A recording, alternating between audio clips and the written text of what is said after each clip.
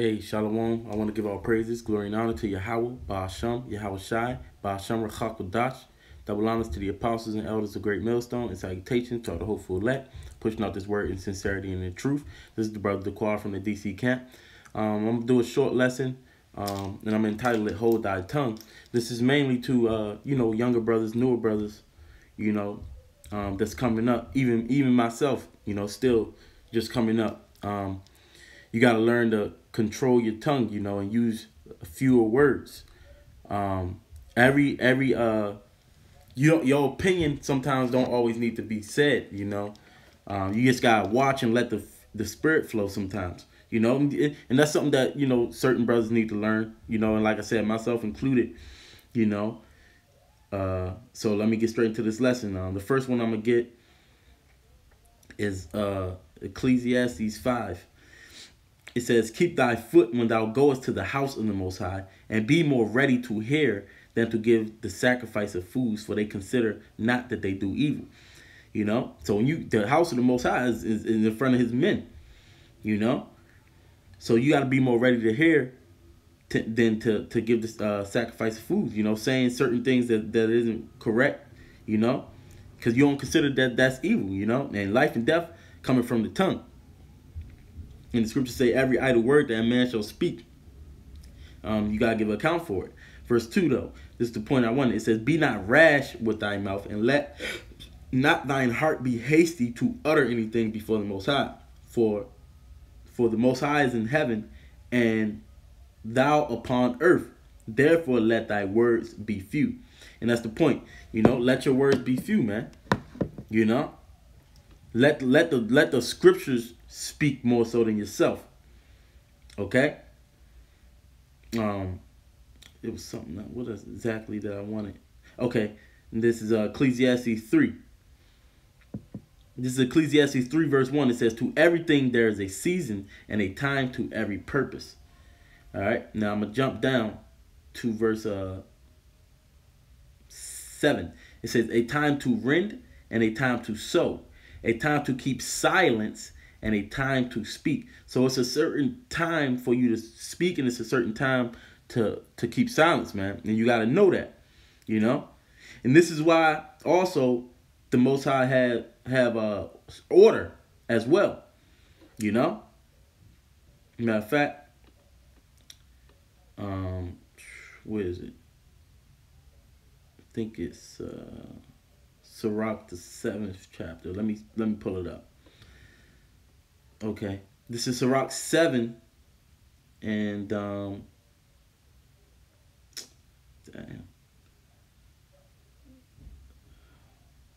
This is Sirach 7,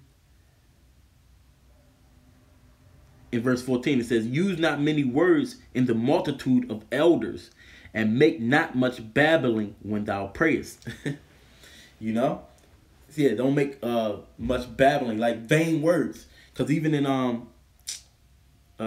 what's that scripture? Matthew 6, it says, when I pray, don't use vain repetitions as the heathens do, for they think that they shall be heard for their much speakings, man. They think just because they saying all these words and things, that the Lord's gonna hear them, man. You can get to the point.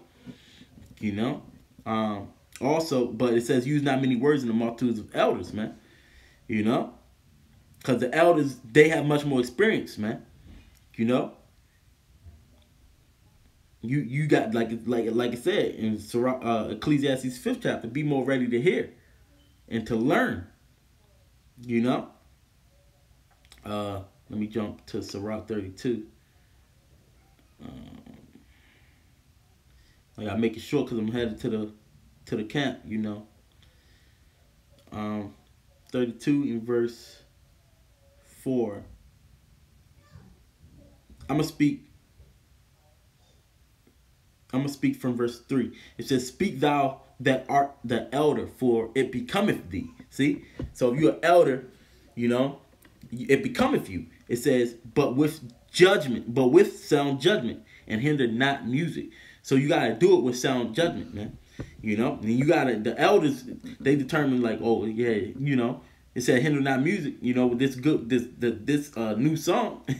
If a young man do have something to say, he can say it in due time. You know, it's all up to discernment. It says, verse 4, pour not out words where there is a musician, and shew not forth wisdom out of time. So that's the point I wanted. And show not forth thy wisdom out of time. Okay? It's all about the timing, man. So you got to know. You got to use discernment. First, you got to shemai, listen and watch. All right? I think that was what I wanted on that point. But I mentioned the young man, right? This is Job, the 32nd chapter. Damn, where is it? Where is it? Salah. I couldn't find it for a second. This is Job 35 in verse... I'm going to start from the top. It says, so these three men ceased to answer Job because he was righteous in his own eyes. Then was kindled the wrath of Elihu, the son of Barshel, the Buzite, of the kindred of Ram. Against Job was his wrath kindled because he justified himself rather than the Most High. Also against his three friends was the wrath kindled because they had found no answer and yet commanded Job. Here's verse 4. It says, now Elihu had waited till Job had spoken because they were elder than he. So he knew that he waited until they spoke. Then he gave his what he thought. It says, when Elihu saw that there was no answer in the mouth of these three men, then his wrath was kindled, and Elihu the son of Barshel, the Buzite, answered and said, I am young, and ye are very old. Wherefore I was afraid, and durst not show you mine opinion. So even at that point, he was afraid. It's a sign of respect, man. A healthy fear, you know. And he didn't show his opinion. But then the time was for him to speak. It says, I said days should not speak, and multitude of years should teach wisdom. But there is a spirit in man, and the inspiration of the Almighty giveth them understanding. Great men are not always wise, neither do the aged understand judgment. Therefore I said, hearken to me, I also will show mine opinion. Right? Because, hey, and that was inspired from the Most High. You know, so he spoke it in the right time. He spoke his words in the right time. This is Proverbs 15. And I'll start from the top. It says, a soft answer turneth away wrath, but grievous words stir up anger. You know, so you got to know how to, you know, all your words should be seasoned with salt. It said, the tongue of the wise useth knowledge aright, but the mouth of fools poureth out foolishness. So the tongue of the wise uses your knowledge aright, you know, but fools poureth out their foolishness, man. It says, the eyes of Yahweh are in every place, beholding the good and evil. Oh, I didn't want to start from the top. I just seen that scripture. Let me jump down. I almost forgot where I wanted.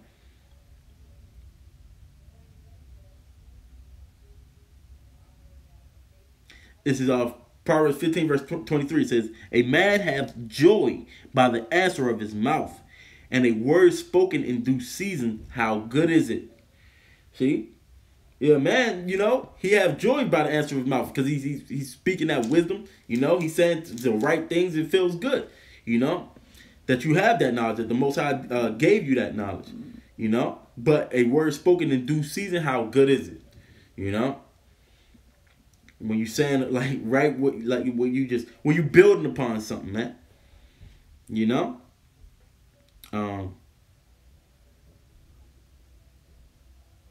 This is Proverbs 17, in verse 27. It says, he that hath knowledge spareth his words, and a man of understanding is of an excellent spirit. See? So if you have understanding, you have an excellent spirit. But if you have that knowledge, it also says if you have that knowledge, you spareth your words. You use few words. It says, even a fool, when he holdeth his peace, is counted wise, and he that shutteth his lips is esteemed a man of understanding. So you don't just utter out everything that you say, man. Even amongst people, you know, scriptures say he sent us forth as sheep among wolves, man. Therefore be ye harmless, wise as serpents, but harmless as doves, man. You know? So you got to know when to say certain things. You can't cast your pearls before swine. All right. Matter of fact, this is James 1:26. It says, if any man among you seem to be religious and brideth not his tongue, but deceive his own heart, this man's religion is vain. So you're learning these things, but you're not applying it. You got to bride your tongue, man. You know? Keep your mouth closed at certain points, man. But it's something it's something we learn. All right? Get a couple more. I'm going to close real quick. This is Proverbs 13 and verse 3. It says, he that keepeth his mouth keepeth his life, but he that openeth wide his lips shall have destruction. If you keep your mouth, you keepeth your life, man. Because the scriptures say life and death is in the power of the tongue, man. You know? And the last one I'm gonna close on this. This is Proverbs 21 and verse 23. It says, whoso keepeth his mouth and his tongue keepeth his souls from trouble. Right, because you're saying certain things, you know, and if you don't say certain things, you won't get yourself into certain situations, man. You know? So it's all about a balance. You have to find that balance. That's why the picture says controlling the tongue and mastering the words when you speak. It's versus saying it in good season and you're just keeping it short, you know, getting to the point, you know, but still doing your job and edifying. So with that, Lord willing, this was an edifying lesson. Until the next one, I want to say shalom.